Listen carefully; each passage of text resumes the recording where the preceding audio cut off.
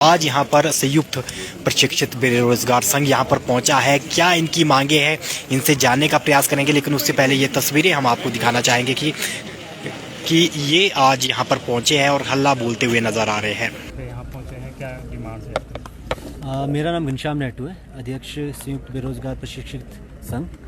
आज जो हमारा आना यहाँ पर हुआ है उसका जो मुख्य 2-3 कारण है। पहला कारण जो है, जो गेस्ट टीचर पॉलिसी करके सरकार ने इंट्रोड्यूस की थी और कैबिनेट से पास की थी, उसको अभी तक वर्बली तो ये बोला जा रहा है कि हम उसको रोक रहे हैं, लेकिन रिटर्न उस पर अभी तक कुछ भी नहीं आया है।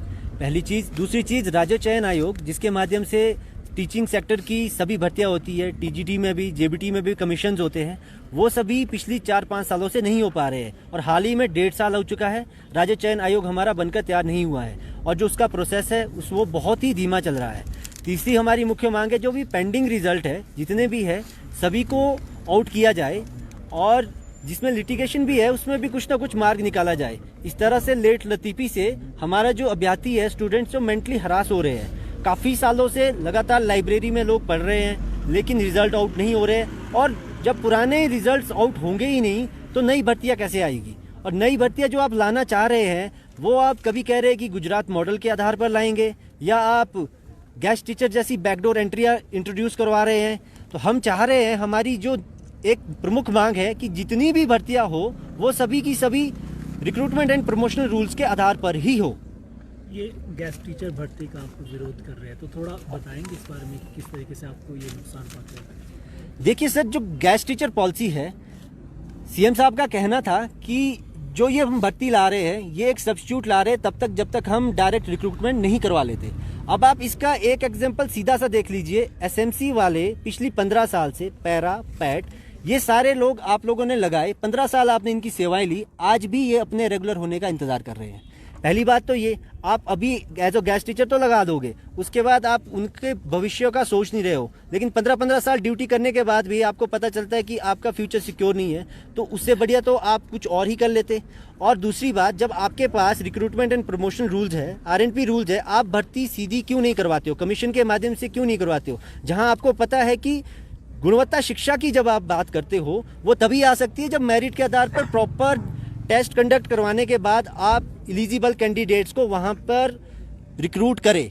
तो गेस्ट टीचर एक बैकडोर एंट्री है और इस तरह की एंट्रियों के लिए सुप्रीम कोर्ट भी लगातार फटकार दे चुका है और युवा भी इसको बिल्कुल डिनाई करता है। आज घनश्याम जी, हिमाचल प्रदेश में कितनी संख्या है आप लोगों की जो प्रशिक्षित बेरोजगार? मैं बता दूं, जो हमारे पास इस टाइम संख्या है लगभग 4 लाख के आसपास जो प्रशिक्षित बेरोजगार है। साथ ही साथ अगर अब आप यूथ को जोड़ लीजिए तो 9 से 13 लाख हो जाता है। तो इतने सारे एस्पिरेंट हैं। अभी आप देख सकते हैं, क्वेश्चन लगाया गया था कि 3,000 नौकरियां 1 साल में दी गई, मतलब 5 साल में 15,000 नौकरियां। 10 लाख के आसपास आपके पास यूथ है, आप ट्रेनिंग लगातार करवाए जा रहे हो।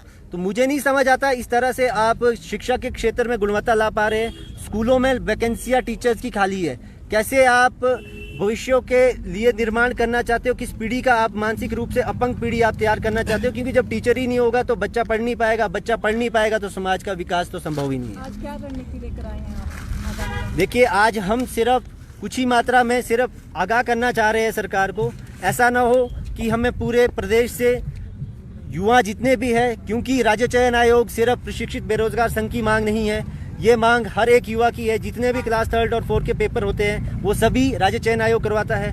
दूसरी बात, जितने भी पेंडिंग रिजल्ट है, चाहे जेओए की बात कर लो, चाहे आप और किसी भी क्षेत्र की बात कर लो, टीचिंग क्षेत्र की बात कर लो, सभी पेंडिंग पड़े। तो सरकार किस दिशा में काम कर रही है हमें समझ नहीं आ रहा है, और हम लोग ये बता दें, हम पूरी स्ट्रेंथ के साथ सड़कों पे उतरेंगे और तब तक हम अपने इस संघर्ष को नहीं रोकेंगे जब तक हमारी डिमांड्स पूरी नहीं की जाती।